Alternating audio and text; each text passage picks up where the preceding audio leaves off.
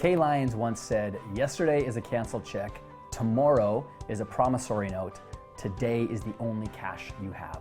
Spend it wisely." I love that quote.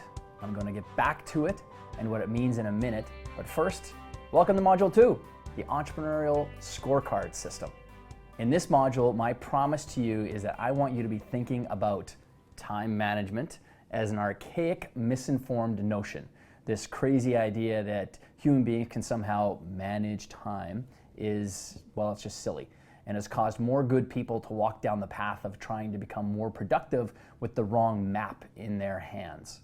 Managing time is like trying to manage gravity. What goes up always comes down, and time always passes. You and I have the same amount of time in our days. Time is simply a container then. So ultimately, what we're all striving for is not time management or the management of time, but the prioritization of the activities we fill our time containers with. Now, let me say that again. This is not about time management. It's about prioritization of the activities we fill our minutes, our days, our weeks, and our months with. You get highly skilled at that, and the byproduct that spits out the other end of your productivity machine will be a successful business, healthy profits, and an exceptionally valuable person. You.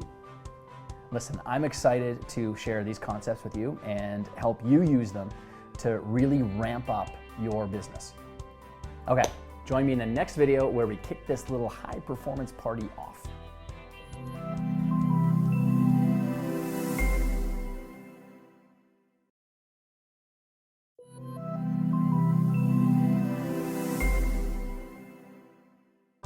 I'm a big fan of words, like the word verisimilitude.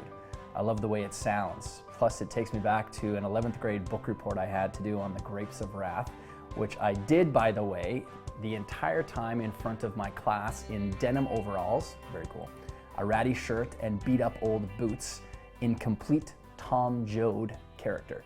And I ended up getting an A+ because my English teacher couldn't believe I actually used the word verisimilitude, which means, by the way, the appearance of being real. Anyway, I like words because they're essentially tools. Some people use a word to describe something in their lives, and that word ends up either empowering them or handcuffing them because of the very nature of its meaning. A word is also a tool that you and I use to try and create an understanding with each other. Okay, so why does this matter in the context of being more effective? Well, the words time management that I alluded to in the last video have been a map leading people in the wrong direction. It's giving people this false belief that you're supposed to manage time. You're not. You never were. I never was. The right tool or word to use to describe the real thing we're trying to solve for in the world of effectiveness or productivity is activity. And here's why. Take a business person that has excellent time management skills, and every single minute of their day is accounted for and filled with some sort of to-do or some sort of activity. Now, the people on the sidelines watching how busy that person is say, "Wow, they're so organized and efficient." But what they don't see is the low bank account. Why? Because they missed the point. They missed the goal. The goal isn't to manage time. The goal is to manage important and highly leveraged activities. Now, let's take a look at another business person. She has a few items in her calendar. Free flows through her day. When a great opportunity pops up, she pounces on it. But most days, she's only working 2 to 2.5 hours. Now, the people on the sidelines looking at her think she's lazy or unproductive, but what they don't see is the 8 figures in her bank account. Why? Because when you get great at managing the right activities at the right time, you will transform your results in your business. And in the second example, she actually does exist. She's a client of mine, and she's figured out the big levers or activities that matter in her business. So what could be the difference in their activities? Well, person A could be filling up their day with editing graphics, talking to unqualified prospects, possibly attending 2 different webinars that are great content, but things he or she wouldn't ever implement right now because he doesn't have the time or the money. They would be activities like organizing files possibly, and on and on and on. Basically, any activity that isn't about moving the business forward. Now, person B, my client, is filling up their day with establishing a new joint venture relationship that will get her products in front of 10,000 new prospects. It could be filled up with a meeting with a qualified prospect that has a need she's perfectly skilled to handle. It could be filled with a 30-minute coaching session with an employee on how to properly develop an airtight system that can be passed along to lower paid staff. There's a common thread that weaves all of those activities together, which we're going to get to in the next video. But first, even one of the greatest living entrepreneurs, Elon Musk, said, "I've never read any books on time management. It's a flawed view at life." So from now moving forward, start paying attention to the value of your activities and not amount of activities you can fit in a day. And to help you start to get this figured out, let's jump into the next video.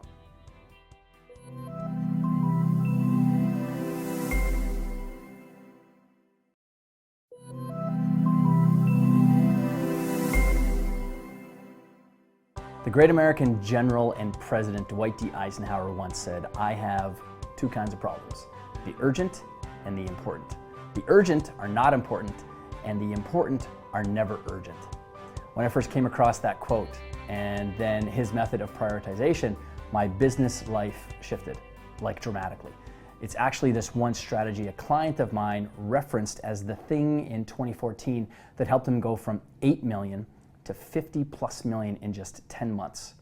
Now, that didn't even take him a year to do that. If those numbers sound a little bit too big for you and where you're at, and you can't seem to find a way to attach yourself to the meaning of those, then I'll share what happened to a mentee of mine that was just starting out in business and was completely overwhelmed with all of the things piling up on her to-do list.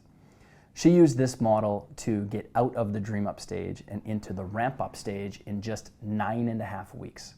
So she skipped through 2 stages in just 9.5 weeks. How did she do it?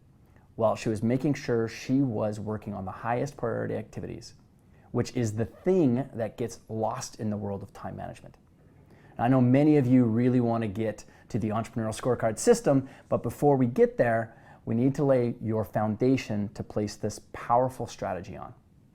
So here's what I see as the 3 biggest problems with people's quote-unquote time management framework. Number 1, they're drowning in to-dos. They operate from their to-do list and never bring their head up to get perspective. They're drowning in the activity that is usually just spinning wheels many times.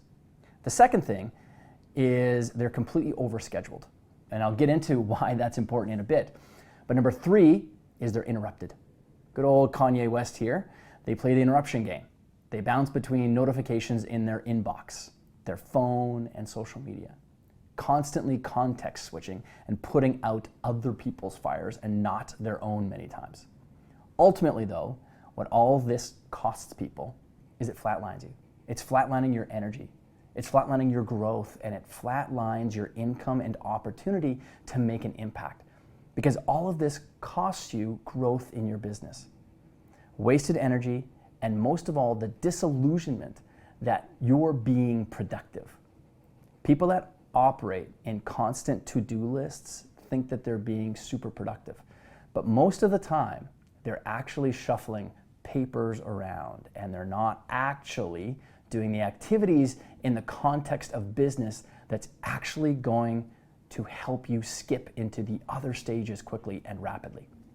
Now, there are 3 opportunities though, and the people that get this right can make massive leaps in their performance, which is why I think everyone's probably here. So the first opportunity, golden eggs. The people who use this new model that we're going to be walking through today are constantly going to be working on high value activities that feeds your business.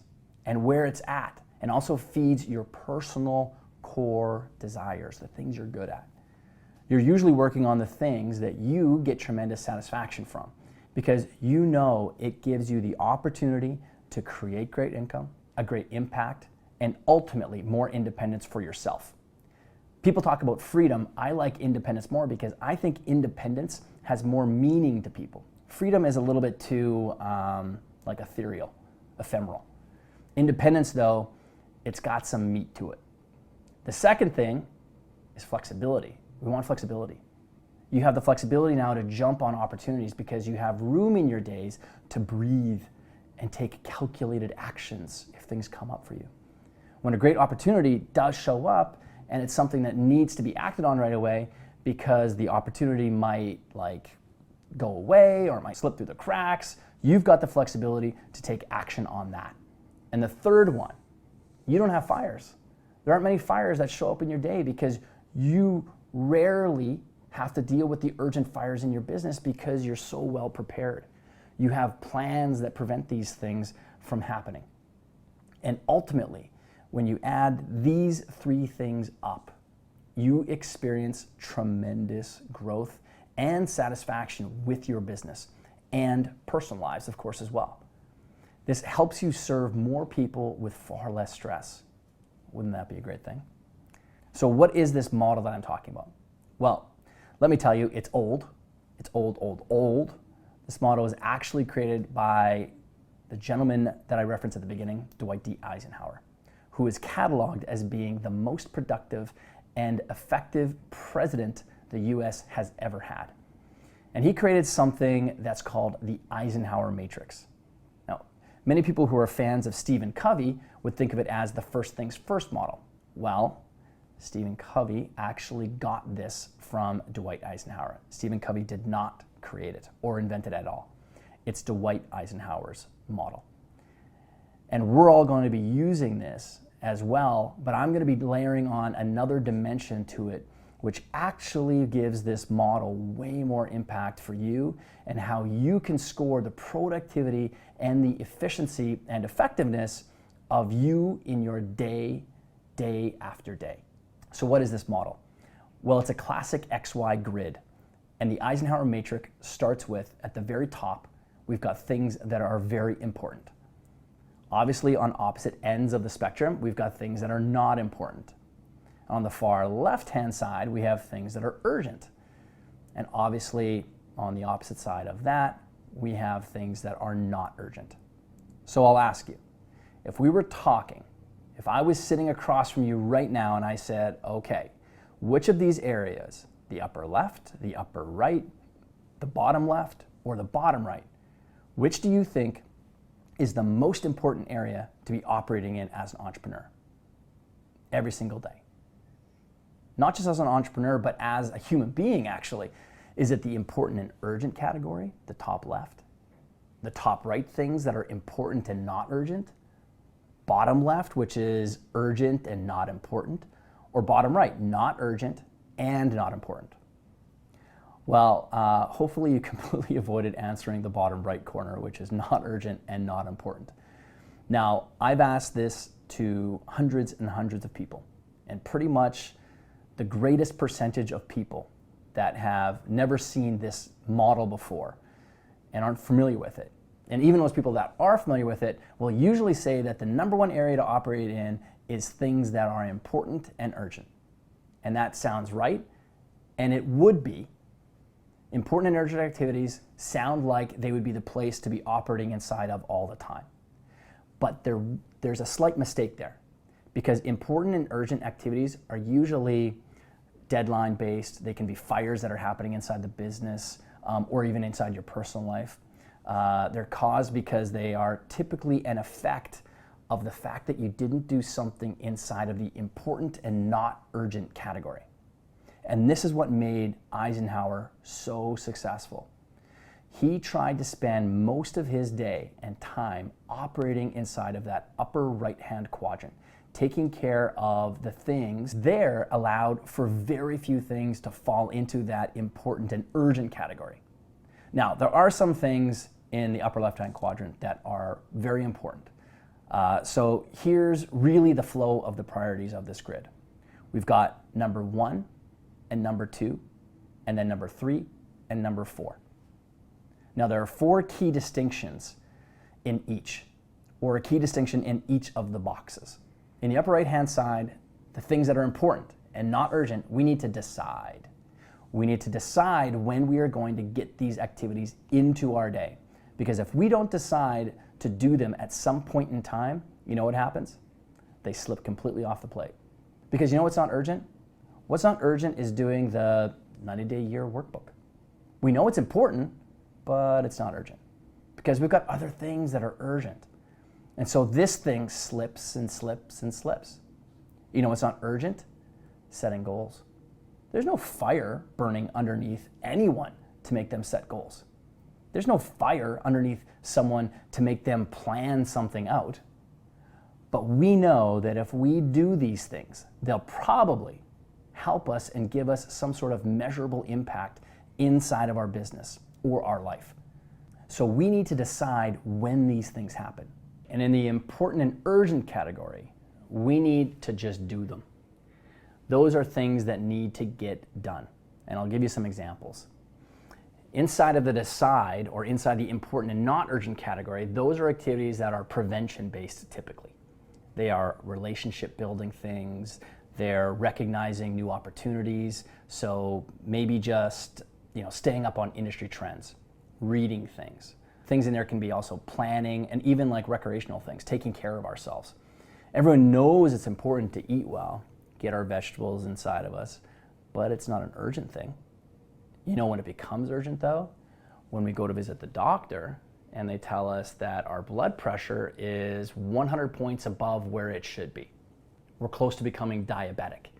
Now all of a sudden eating greens falls from the decision category into the do category, because if we don't do that, well, we're gonna burn this house down that we have. So those are the kinds of activities, creating a really great solid marketing funnel.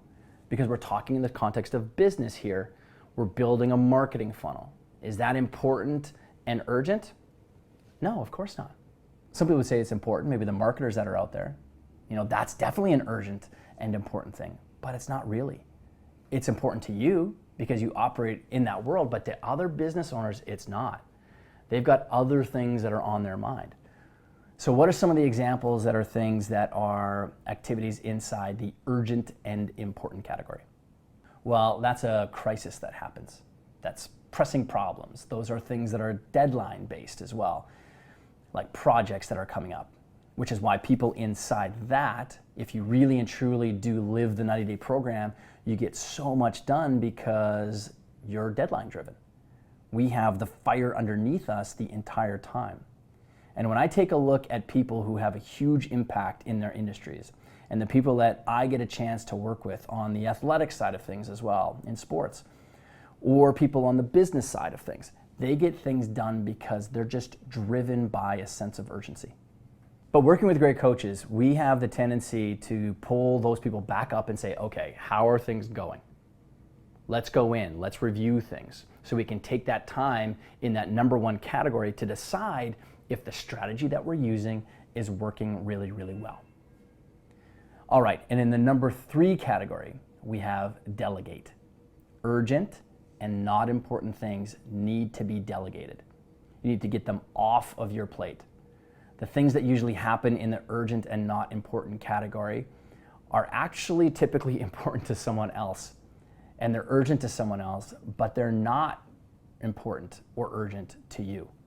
It's important and urgent to someone who's in a call center that needs to do 100 calls in a day to sell me some Verizon Fios services.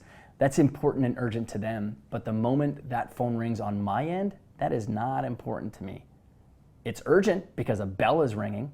It sounds like it's important to me, and it sounds like it's urgent, but it's truly not. So I could get an assistant to answer that, or someone else, or just let it go to voicemail. So types of activities in this category, these are interruptions. Some calls, some emails, some reports, some meetings even, definitely fall into this area. Some sort of pressing matters from other people, things like that. I'm going to give you these inside of the workbook itself as well so that you can reference them later. And in the 4th category, we have delete it or schedule it for another time. These are things like busy work, shuffling papers around, some mail, some phone calls, a lot of time-wasting type activities. Social media usually falls into this category if you're doing it on the personal side of things in an actual workday. Shopping. Now, if you're doing it, maybe if you're going in and you're creating a Facebook campaign, that's different. That falls into that important and not urgent category because that's a decision thing. When you're going to decide to launch that campaign.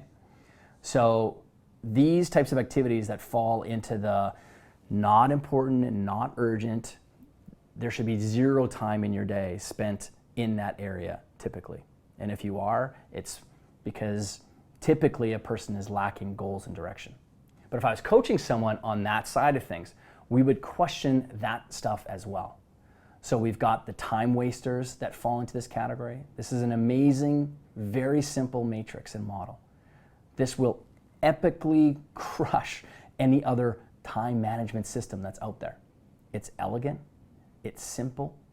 You don't have to have an entire weekend workshop or course knowing how to work this thing, how to do it. You can learn this in just a few minutes and then implement it, which is obviously what this program is all about, so that we can get transformation. So there you have it, the absolute best model there is for managing activities and establishing priorities. But we're not done, because what I've just given you is a great contextual look at the world of effectiveness. But we're going to add on another layer that adds a dimension of financial accountability to every single activity you do, and I know you're going to absolutely love it. So let's move on to the next training video.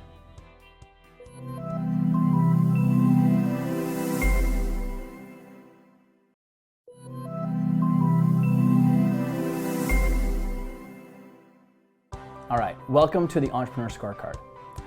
This second lens I'm going to jump right into, and what it is we're going to layer on top of this high priority matrix that we got from Eisenhower. And we're going to use these dollar per hour columns to add a dimension to the value of the activities that you're doing. We have 10, 100, 1,000, and $10,000 columns. So what do they all mean? Well, those are all dollar per hour activities. And I'm saying that these activities that you're doing during your day, some of them would be considered to be $10 per hour activities. How do I know that something's worth $10 per hour? Because I can go out and pay someone $10 an hour to do it. Then there are $100 per hour activities. How do I know it's a $100 per hour activity? Because I can pay someone $100 an hour to execute on that activity.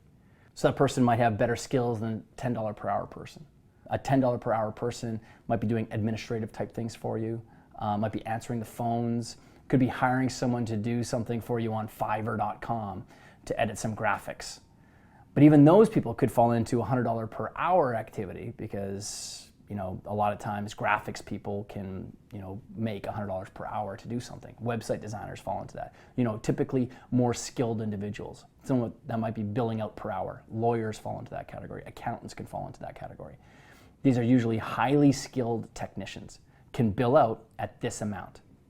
Now, it could be $50 per hour or it could be $25 per hour, but this is just to give you like a good guideline of how much an activity might be worth. And that's the difference between like the dream up stage person, the startup stage, and making those other leaps into ramp up and scale up, is that typically you're starting to spend time on more valuable activities and you're not wearing so many hats across your business, which is why you can start to scale up the revenues in your business, more quickly. People below the $1,000 mark side of the activity, typically kind of in a business sense, fall on like the red side of the ledger, so to speak. If companies are going to go out and do rounds of layoffs, it's administrative people that usually get laid off. It's people that are answering the phones. It's sometimes people inside of finance or anyone that's supporting the revenue generating side of the business.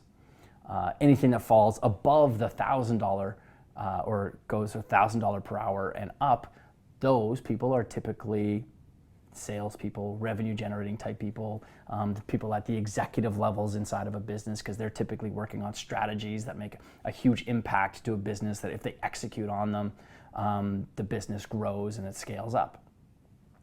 So it's always safest to be the type of person who's typically doing $1,000 and $10,000 per hour activities inside of a business. So the $1,000 activities that you'd be doing inside of your business could be sales appointments. It could be creating like marketing plans or marketing funnels, marketing campaigns. And then we move on to like $10,000 per activities. And those, you might not be having many of those inside your business. They could be, for me, that would be standing on a stage and doing a speech, because I would typically be, have a great opportunity to earn a large windfall of revenue in that one short little hour time period. And typically it'd be far more than $10,000. It could be, depending on the scale of your business, the sitting down and having a coaching consultation with someone to possibly convert them into a client. Now, there's a whole bunch of different activities here, and I'm not trying to run through all of them, but I'll give them to you inside the workbook so you can kind of see all the different types of activities that are happening here. So the key is here that you need to be able to catalog all the different activities that you're doing in your day and then attribute some sort of dollar amount to them. So how do we do that? Well, we set an alarm. Every 2 hours while you're working in your day, I want you to reflect back on what you've just done in those 2 hours. And then when you look at those activities, throw them into one of these columns. Maybe you did 90 minutes of work that you could have paid someone $10 an hour to take care of for you. Now that cost me, I would look at that as that cost me an hour and a half of my day, and I only paid myself $15 to do that, because 1.5 hours times $10 is $15. It could have been like tinkering around with a website or something like that. Now, and I'm not very good at any of those things, so I would never typically do them. But the more and more that you log your day and you pick up on some of these activities that you're doing, and maybe during that 2 hour stretch you spent 30 minutes working on an activity that was like $1,000 per hour activity. It was maybe a sales conversation that you might have had with someone. Now you just paid yourself $500 for that 30-minute stretch, because 30 minutes, half of an hour times $1,000 is $500. And you do this throughout the day. Now what we're doing here is we're creating accountability to the activities in your day. We're attaching a dollar amount to them. And this becomes incredibly enlightening to people, because you're immediately starting to see the hard currency impact of the way you're spending your day and how it's going to be impacting your business. Growth starts to occur the moment that you get into these upper columns and you're not sort of sometimes hiding in the $10 per hour columns. It's very easy to do $10 per hour activities, because typically there's no skin in the game at that level. Someone who's doing administrative work many times, isn't out there face to face with someone asking for a sale, creating an offer, trying to put their boots to the street and make some money for the business. There's a lot more risk at that level, and that's why people in sales or business owners, entrepreneurs, they get paid more. And the other side of this too is that the more and more that you calculate these activities and add up all of the money that they are worth for you in the day, that's not what you're paying yourself today. But my rule of thumb is the number that you put in that box at the end of the day, when you tally up all the numbers that were in all those columns, is going to show up about 90 days from now, 2 months from now. Sometimes it could be even a month or 2 weeks from now. So when you see growth starting to occur in your business, it's because you've been doing high value activities that are in these $1,000 and $10,000 columns. You're going to be reaping the benefits of all these great activity seeds that you've been planting in today's calendar. Now we compare that against our actual daily target. When we add all it up, and this is really, really important, what's our daily target? And our daily target is based on and determined by the dollar amount you plan on earning in the year or 90 days, either one, divided by the number of days you plan on working in the year or 90 days. So for example, let's say I've chosen to work 200 days in 2015. Because I took a look at my calendar year and I said, here's the holidays that are going to be coming up that I'm going to just subtract off. I don't want to work on the weekends, so 52 weeks times 2, that's 104 days right there. So 365, I subtract off 104, that gets me down to 261. And let's say there's 10 holidays on the calendar, and that's gonna take me down to 261. Now, we're here in America, and if you're elsewhere, you get way more holidays than we do. So congratulations. But anyways, now I'm down to 251. And then when I just take a look at all the other kinds of maybe long weekends I want to take, or holidays I want to go on, trips I want to take, I get down to basically a number of 200 days. So 200 days is my total number of days I'm going to be working in this calendar year. And whatever my target income is for the 12-month year, or again, you could be using 90 days as well, that's the number that becomes my daily target. So if I say I want to earn maybe like $1 million in 2015, just to use an easy number, I divide that $1 million by 200, and that would get me my daily target income. Now, if my actual number from what I did in the day went above the daily target, fantastic. I've just padded my stats a little bit. And if I fall below it, well, maybe it was just an anomaly day, but I need to pick up that pace somewhere else on another day. So let's take a look at a good example here. This is an actual example from a scorecard from one of my clients' days recently. So here we have it again. Developer activity, he had a bunch of activities in that column. It's not that he spent a ton of time there. Well, he did, because he had a 2-hour activity, I guess. So in total, when we add up all these hours at the end, he spent 3¼ hours inside that $10 per hour area. 3 in the $100, 2 in the $1,000, and 1.75 in the $10,000 area, which is outstanding, actually. That's actually really fantastic for him. Total earned, because we take that 3.25 hours, multiply that by 10, he paid himself $32.50 for all those hours that he spent in that category. $300 for that category, $2,000 in that one, and $17,500 in the $10,000 category. That's a total of $19,882.50 in total. And his daily target is $5,000. So actually, that example would set him further ahead than what his normal target is. Now, here's where the numbers can really shift. We're using that $5,000 as his revenue number, okay? That's the amount he wants to earn in revenue. If his income was a different number, if his income was, say, $1,000 or $1 million, we would need to find out, okay, what does it take for you to earn $1 million inside of your business? What is the revenue that needs to happen inside of your business in order for you to pull $1 million out of your business? What is that going to take? You know, because we've got taxes and everything else. So let's say it was, in order for me to pull $1 million in income out of my business, I need to do, let's say, $4 million in revenue inside of my business. Then the daily target for my entire company or my business would be a different number than the $5,000 target. So you can actually create scorecards for your total for your entire team.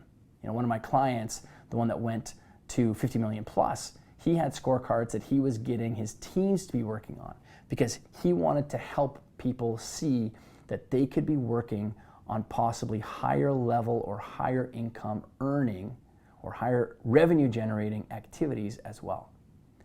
Maybe they don't get the chance because they're in customer service to think about, you know, doing that kind of stuff. But you know what? Creating a system, helping create systems and processes, that is not a $10 per hour activity. That is usually something that falls into the $1,000 per hour activity because it requires a higher thinking level. There are smart people sitting inside of customer service, maybe in your business. These are smart people that could be helping with finance stuff or other issues. There's smart people inside of operations, in finance, and shifting the value of how much value they bring to your organization because you're giving them the opportunity to work on higher value items can take the value of your business into a far higher stratosphere. And you can use this entrepreneur scorecard system to make that happen. And the more and more that you fill this out, you're going to get amazing feedback loops closed. Every single day you're going to see, hey, was I spending too much time in the $10 per hour activity? And you know what else you're creating at the exact same time? You're creating phenomenal awareness for when the time comes that maybe you're in startup right now and you can't afford to have an outsourced person or a VA or a staff member. Whatever the case is, when you actually do reach the point where you can hire someone, these scorecards tell you exactly the types of activities you can offload first. So you're almost creating processes and systems as you're going along. And then when you review these things, you'll see and catalog the activities that are really pulling you away from really working on your business instead of in your business. The $10,000 per hour activities, those are on your business activities. $1,000 is inside of the business. That's usually a sales type thing, or it could be a marketing type thing. So here are the 7 steps to make this work for you. Number 1, start tracking your daily activities. 2, set an alarm every 2 hours to remind you to capture your past 2-hour activities. And you know what? If you're sitting there right now going, oh man, 2 hours, I've got to set an alarm, suck it up. This is a transformational program, okay? I will not take anybody waffling on this. This is exactly how you do it. If you want to massively change how much you pay yourself and how much you earn inside of your business, then this is what you do. If it's good enough for someone who's already earning $8 million a year for his business and he can scale it to 52, it's probably just as good for someone who's just starting out, someone who's maybe just starting out earning $10,000 over the course of a year. Okay, 3, enter the activities into the appropriate dollar column, of course. So after you've logged your activities over the course of the 2 hours, you slot them into that column. Even if it's just 5 minutes you spent working on something inside of that $1,000 category, slot it in there. Do not avoid doing that just because it was a small amount of time. Now we add up your total at the end of the day, and then whatever is in the lowest dollar categories, find a way as quickly as possible to delegate, systemize, or outsource those things. 6, whatever's in the highest dollar categories, make sure they are planned and scheduled in your calendar, so lower level tasks don't steal the value from your days. Those things that are in the highest dollar categories, those are usually things that operate in the important and not urgent categories. So going back to the Eisenhower matrix, things that are in highest dollar categories, $10,000 per hour activities, $1,000 per hour activities. Those are usually very important, but not urgent many times. Or they're in the very important and urgent category based on a deadline or a goal or something like that that you're working on. And then number 7, review it every 2 weeks to see progress and repeated mistakes and then adjust accordingly. That is how you make huge shifts in your personal effectiveness inside of your business, inside of your industry, so that you can make a phenomenal income, make a great impact, and really, really reach that level of independence that you and we all strive for as entrepreneurs.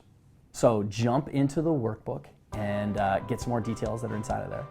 It's a powerful strategy, and that's the end of the entrepreneurial scorecard system. It's a very powerful tool. I hope you put it to use right away. And like I said, make sure that you review your activities every 2 weeks, just like any 2-week sprint inside the 90-day year phase. All right, enjoy.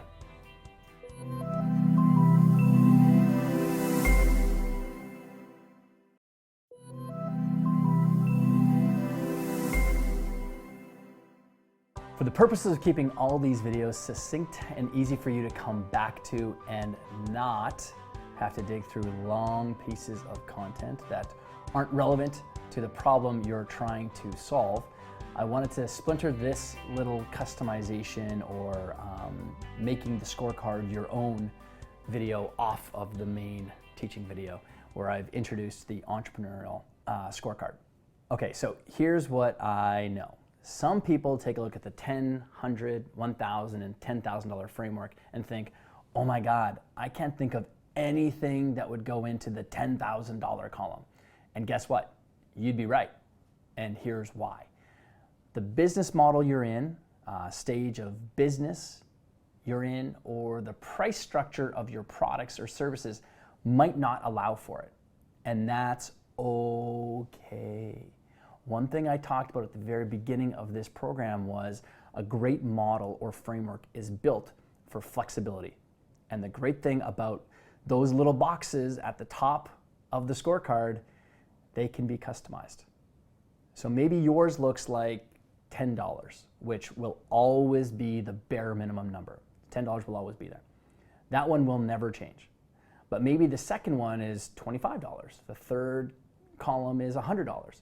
And the fourth one is $1,000. But keep this in mind. Your fourth column should roughly be 10 times more valuable than the number in the third column. And that's because there are certain extremely leveraged and high impact activities you definitely have in your business model or type of business that are worth a lot. But it just may be that you don't get to execute on them very often. I mean, I'm the same way. The point of this habit is to start to place a numerical dollar amount accountability to your activities so you can see the true effect the way you're working will bring results to your business. I have one client that because of the level of business he's at, he has a scorecard that has $1,000, $10,000, $100,000, and $10 million activities. And those aren't just made up numbers. We worked hard to categorize and define those numbers. Now, the reason his numbers get so large is because he's dealing with large sums of money and it's highly leveraged, meaning he's making deals that are worth $100 million to $4 billion. So there's a lot at stake when he's working on those. But the value he'll bring back to his investment company is worth, say, $10 million for each hour he worked on that deal. My point is, take this framework and make it your own. It's not written in stone. Play with the numbers at the top, but there are just some rules to it. Keep the $10 there, and whatever's in your third column, make your fourth column about 10 times the value of that third column. All right, there you go. Dig back into the scorecard, make it your own.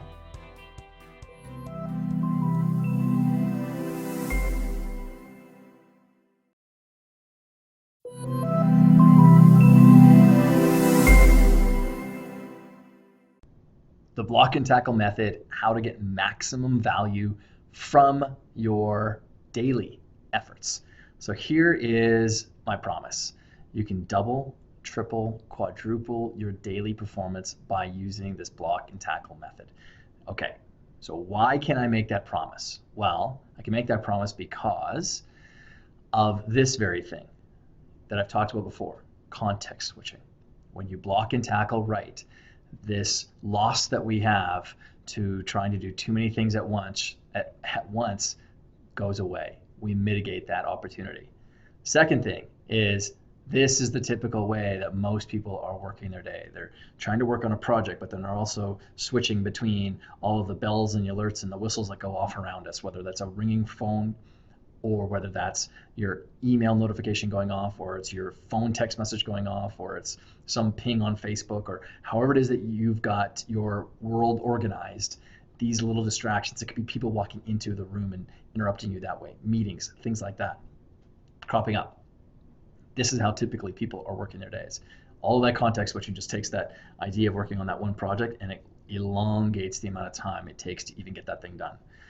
The other thing is we actually get things done. Things get produced. We have bridges going out to our community, out to our audiences, out to our people that we're trying to serve with new products, new services, new things for them to consume. Or it could be bridges coming into our business, new ways for our audience to engage with us, new ways, our new markets that we've tapped into because we're completing things, we're producing, we're creating, we're not consuming, which is what most people do in their days is they consume a lot of information. Why? Because there's so much information out there for us to consume. So it's a trap that we fall into.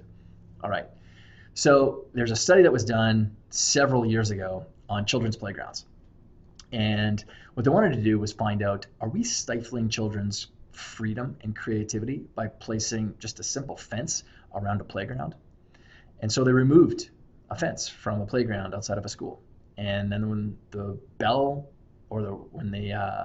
from the bell for recess went and the children came out into the yard, what they found was the children started to congregate in the center of the playground. They didn't explore it as much as they did before. They stayed in the center, or some didn't even get to the playground.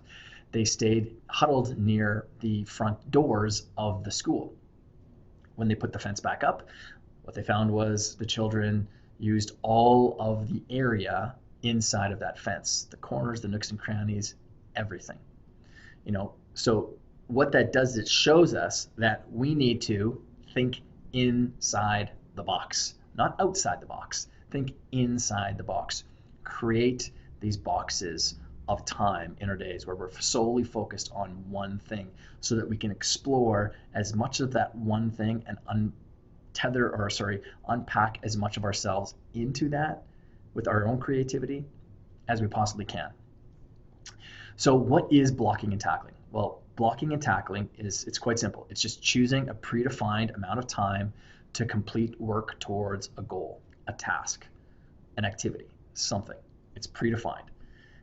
It's blocking off that portion of your day to tackle something valuable to you and your business, valuable to those goals that you have, valuable to those projects that you have out there.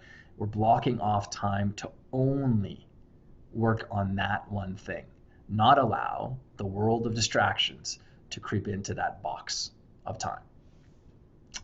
Why do you want to do this? Well, there's a million reasons I could run through, but these are some of the main ones. Number one, it gets you into a state of flow or the zone. This was one of the things, I guess, I was known for and still am known for in the athletics world, is helping people get into that zone and flow state. When you get working on one thing, the mind, the frontal lobe, starts to constrain its concentration ability down onto this one thing, which then slows down so many other mental processes and sort of shuts off that distraction feature that we have inside of our heads and allows us to really get engaged with that one thing. When you get engaged with that one thing, what you end up tapping into is just this amazing imagination and creativity power that we have when we get into the zone. My athletes, when they get into the zone and flow state, the reason many of them can't even explain what that experience was like is because they don't have kind of the words to communicate it. Me being the teacher of it, I know what's going on. And one of the features of getting into the zone and the flow state is your eyes actually start flickering at about 3 times the rate of speed. So just like, taking a picture on your phone, you can't take multiple pictures at once. I know there's some features out there that you can do that, but you compare that with like a high-powered DSLR camera that can capture multiple pictures at once, fast action, shutter speed. That's kind of what's happening to the eyes. So they're taking in 3 times more information. The brain starts processing it because the brain can always keep up with all of its senses that are out there. And we start to be able to see the world much more quickly. And you can use this power the same way when you block and tackle. Why? Deadlines motivate action. Parkinson's law states work expands to the time allotted. And when we constrain ourselves to only working on this particular activity for the next X amount of time, 15 minutes, 25 minutes, 45 minutes, whatever it might be to you, an hour, 2 hours, all morning long, your activity will expand to that time slot. So we want to use these deadlines to motivate the action. And then you're rewarded by what we produce. And I mean, I talked about this before. It's building these bridges out to people. We get rewarded as entrepreneurs by getting things completed. And finally, something I call the smiling pillow effect. And that is that when your head hits the pillow at night, you smile because you're satisfied with the amount of effort and ultimately what that effort produced for you in your day. You weren't trying to do way too many things at once, which just caused you to work really, really hard, but not get things completed. Instead, you're smiling because you're totally satisfied with the value that you were able to bring to your day and ultimately extract from your day as well into your business. So how does it work? It's quite simple.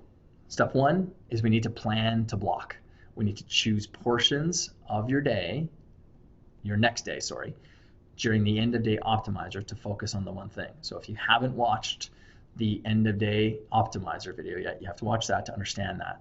But we choose portions of your next day that you're going to just block and tackle something inside of. And then in that, decide on the number of blocks of focus. And how much time will it take to complete the activity or task? Now, I know that you're sitting there going, what do you mean by blocks of focus? Well, let me show you. How long should a block be? If you're experienced at a task, however long you want. Because if you're experienced at something, you have typically, obviously, a high level of competency for it. You know how long it's going to take to do it. So if you're someone who's been writing for a really long time and you need to write a blog post or an article or a piece of content, and you're experienced at it, that typically also means that you really enjoy it. You don't need to worry about focusing on just a short amount of time to learn how to actually, do that activity. Just block off a portion of time. It could be an hour and a half, it could be 2 hours, it could be 3 hours, it could be 25 minutes. It's completely up to you.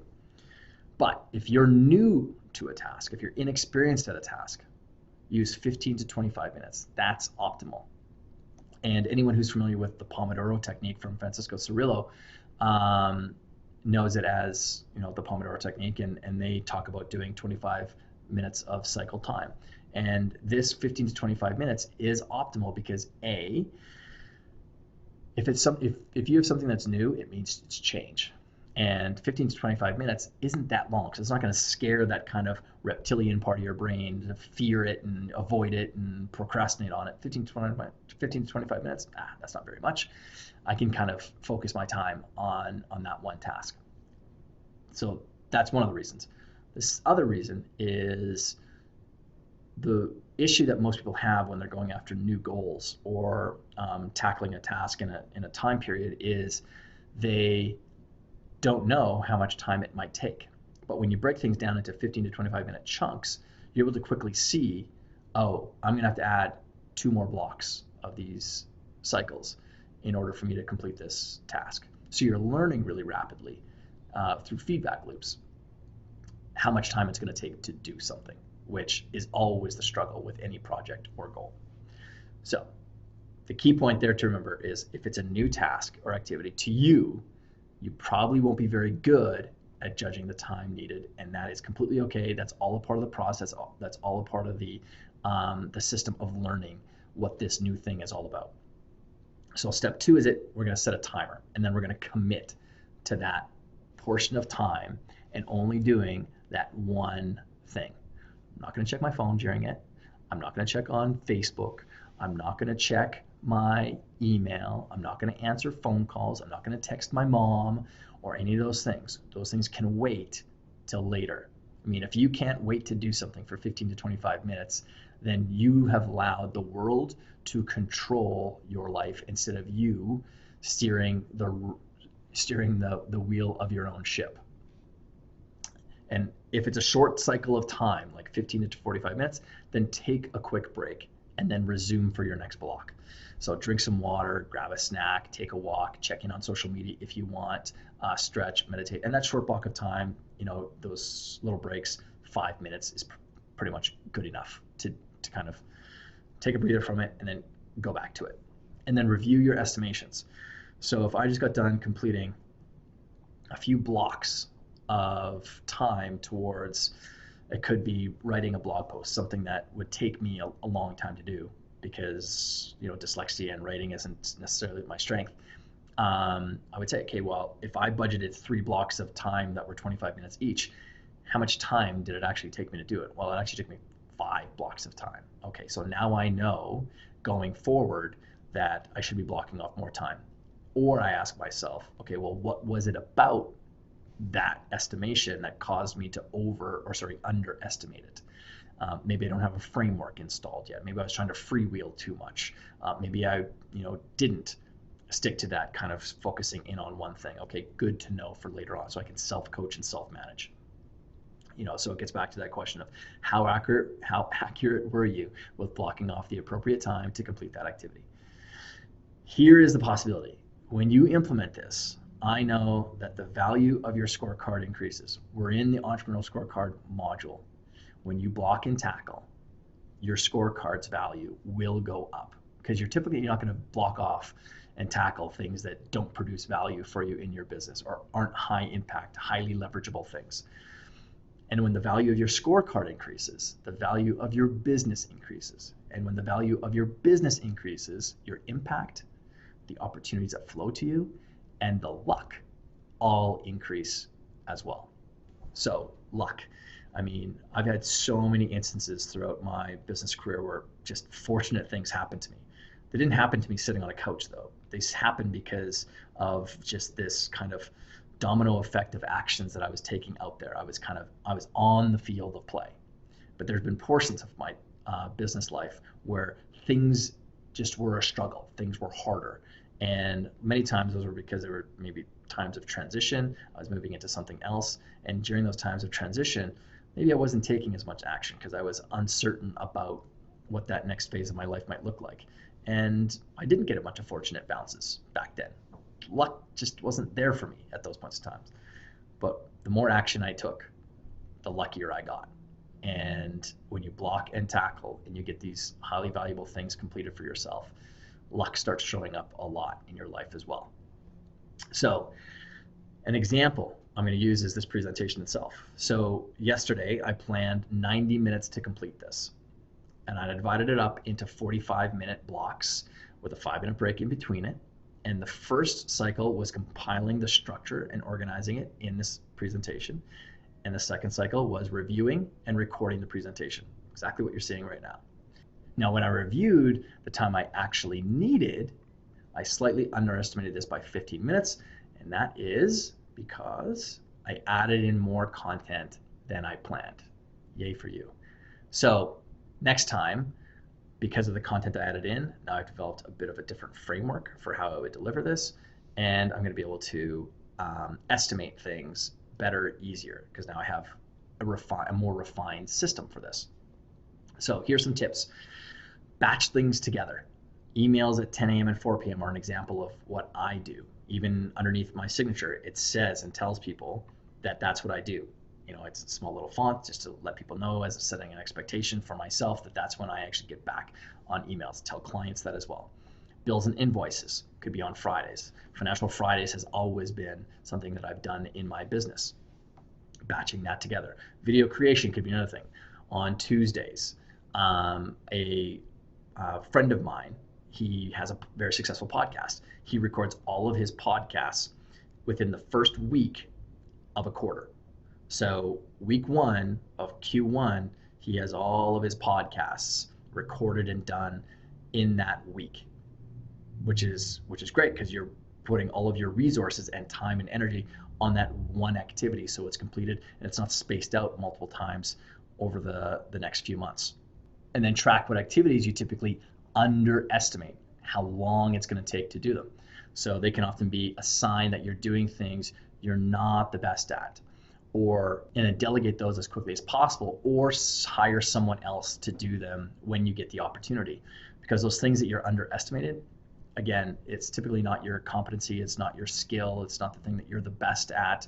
So just track those things, because those are the first things that you can then, because they're high value activities, you're not going to block and tackle something that isn't high value, but it just needs to get done in the business. Then those are some of the first things that we want to be offloading onto other people. Okay, next step for you. Block off a portion of your day today or tomorrow to only work on one thing. If it's something that you're not familiar with, keep it nice and short so that you can learn the process of how much time it's going to take to complete these things. And also just get yourself into a rhythm of just blocking off 15 minutes of only working on the one thing, or 25 minutes of only working on the one thing. Because I know it's, essentially it's like addicted to nicotine. People are addicted to context switching, addicted to multitasking and doing multiple things at once. So here's my challenge. Just squirrel away 15 to 25 minutes tomorrow to block off and do one thing. If that's successful, then my next challenge would be see if you can do it again. And then my next challenge would be see if you can do it again. Let's just uncover this again. Life is a laboratory. Let's just test these things. All right. And learning doesn't matter. Action matters. For as much as seeing the value of what this program could deliver, only learning these concepts and not applying them, there is absolutely zero value in that. Action is what matters. That's why I'm constantly trying to push you to take the action on this so that you can really reap the rewards and the value of working these simple and powerful concepts. And that, my friend, is how you work a valuable, high impact day. So go and make it happen.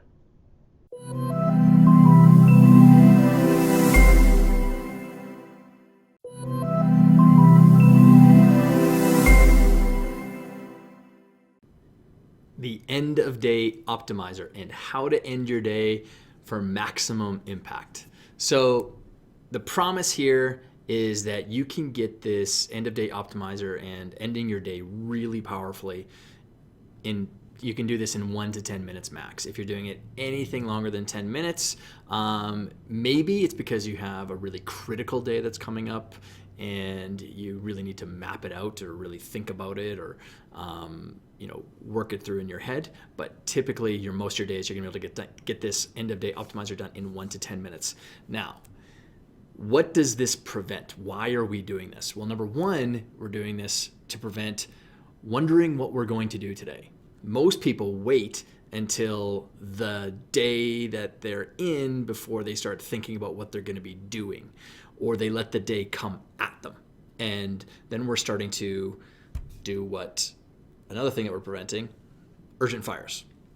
I talked about this in the Eisenhower matrix, operating in that important and not urgent category. When you're operating there, it prevents a lot of the fires that end up happening in the important and urgent area. So this end of day optimizer is the tool that we use to ensure our minds are staying focused on the big things that we're working towards, and we're also optimizing what our future day is going to look like. The other thing it prevents is context switching. Because of how we're going to be working this and mapping out our day, we're not going to be going from one thing to the next because we've mapped out our day so well that our minds are mentally prepared to step into it. It's kind of one of the big tenets that we have for mental toughness is the people who wait until the moment they need something, or those people that wait until they need something in the moment will typically crumble under the pressure unless they have a personality that is sort of lends themselves to kind of freewheeling in the moment. But even those of us, I'm actually a pretty good freewheeler. I can respond and react really well in the moment. But that doesn't mean that I'm even better when I do map things out ahead of times. So how do we actually end our day? Well, first thing that we do is we just simply log what we did. And this is what it would look like possibly as an example. Today I worked out. I talked to Mike regarding the website. I had lunch with Susan. I had calls with Gary, Daniel, and Amy because those are my clients that I talked to today. And then, I did waste some time on social media. It's just like this is a log. We're not journaling out all of our feelings towards it. This is just a way for us to capture those kind of key core activities that we did. We're not listing everything that we did, just sort of the main chunks of our days or the big activities that we were doing. So that's one example. And then the second thing we do is we score those activities, and we're using the entrepreneurial scorecard to do that. We want to get the monetary value of their activities so that we know how much value did we actually create in our days. Because like I said in videos 4 and 5 and in the playbook itself, when you score this stuff properly, you can start to see and forecast out really what you could be earning 2 months or 3 months from now. Like I said, the impact of what you're doing today ends up typically showing up 90 days from now. That's why I say, people who are using the 90-day system end up starting to see the results on day 91 and 93 and 105 and 120 because of just you're learning to work, or you're practicing the art of working in a highly valuable way. And then the third thing that we do is we review the activity towards our goals and our projects. When I take a look at my day, did I actually work towards these goals that I've mapped out as being really, really important, or those important projects? Did I actually get to them? Because sometimes maybe you just got so caught up in doing the do, working in your business, and you never got a chance to work on your business. And you know what? That's okay. We have those days. We can have a bad day. What we can't afford to have is a bad week. So we don't judge ourselves on the bad day. We sort of start to take a look at, that's why we're running these 2-week sprints over the course of the 2-week block. How am I doing? If I'm not doing all that well, then I really better be learning to work and practicing the stuff that we're learning here in Module 2 so that we are working a better way. So after we review the activity towards our goals and projects, and again, it's just a quick little question. The fourth thing we do is we rate our 5 performance pillars. And those performance pillars, again, they're in the app. It's really easy to do it. This takes just a few seconds. Okay, so like, how was my mental focus today on a scale of 1 to 10? How was my physical activity that I did today? Did I do very much physical activity? Was it, 2? Did I sit around all day? Did I actually get my workout in?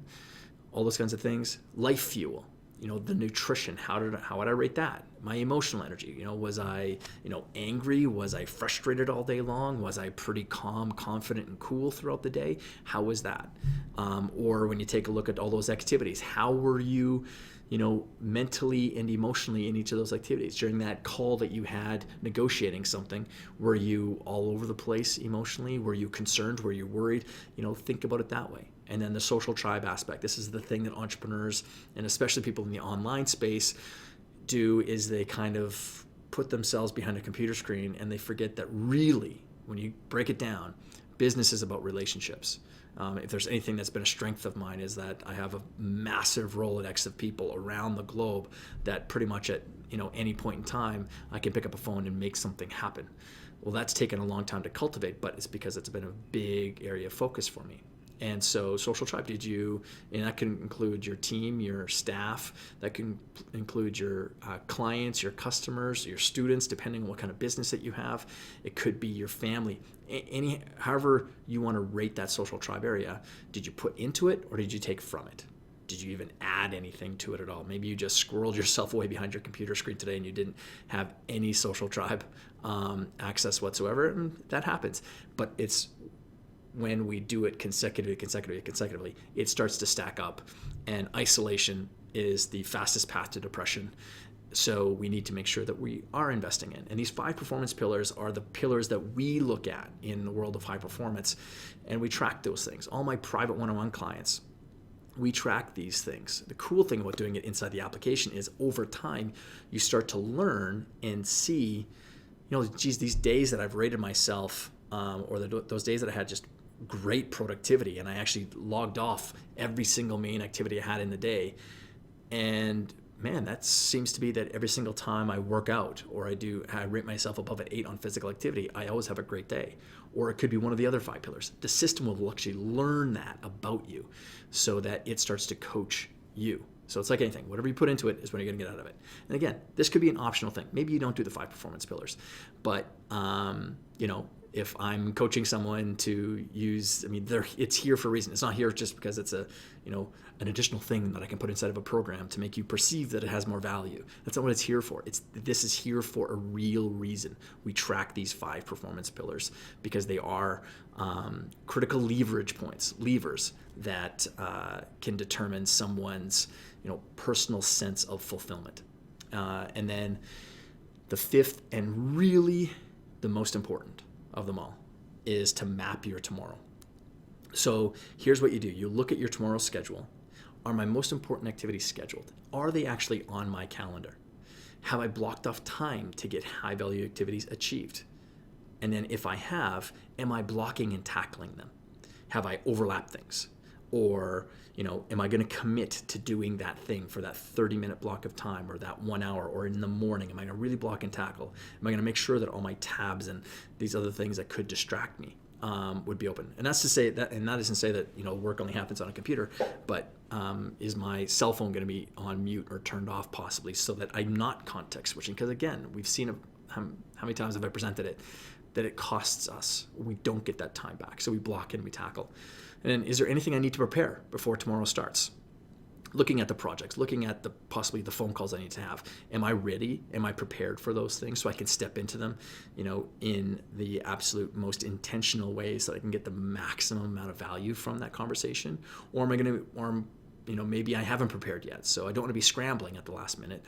And so maybe I just spend the few minutes right now making sure that all my ducks are in a row, my I's are dotted and my T's are crossed, so to speak. And then last, prepare for the highest priority, for the first high priority activity in your day. So what do I mean by that? And I'm going to be covering this a lot more in Module 4, but this is establishing the routine of greasing that slide in your day so that your all of the tools or the resources or the websites or whatever the thing is for that first activity you're going to be doing is open and ready for you to just sit down and start working on it. I use an app on my computer called Omm Writer, OMM Writer, and it's blanks out the entire screen, plays this like nice little kind of meditation music. But me having dyslexia, I need to ensure that when I'm writing something that I am solely focused on that thing. And so that app, blanks out the entire screen, and the only thing that's there is just that when I'm writing. But what I do is that's the app that's open. I don't have my email open when I log into my computer. I don't have my 18 tabs from Chrome open or the other applications. Everything gets shut down at the end of the day, and that is the application ready and waiting for me. The other thing that I do, because it's the first thing I actually do in my day all the time, it's my routine and has been since I was about 23, is I sit down and I write a personal handwritten letter to someone every single morning. And I have one of my assistants collect the addresses for me for these people that I'm reaching out to.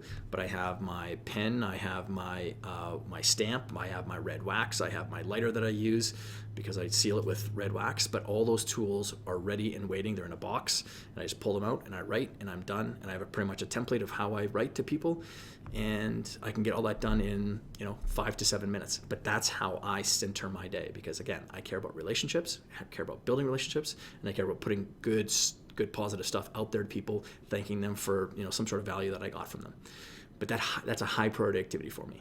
Why? I don't do it so that I can get something from people. I never ask for anything, but I do it because, again, I've said it, relationships are so important. So if relationships are so important, I'm going to front load the first part of my day to make sure that I'm dotting that I and crossing off that T. So that final act, it's just simply really running these 4 questions that ensures that you're preparing yourself mentally for the very next day, and you're setting up your day so that you are hitting home those really important activities that you've set as a goal or set as a project, and they get done. Now, that is how you end your day with power. It's not rocket science, even though this video took me probably longer than 5 to 10 minutes. I don't know how long it was, but the time it takes me to do all of those things can be less than a minute. It could be 2 minutes, it could be 3 minutes, but it is a powerful way to center the mind and get it working for you so that your day starts just like the grease slide that we want it to, without a whole bunch of resistance and sitting down going, okay, what am I supposed to do today? We don't want that to happen. We want to have that map laid out for us, and this is what we do. If there's one thing I want you to get from this program, is if there's anything that you ever implemented outside of the 90-day year and the actual system of achieving goals, is if you actually just did this act, the measurable improvement you will get in the value you bring to not just your business, but the world around you will go up tremendously. So that is how we use the end of day optimizer, and that is how we end our day.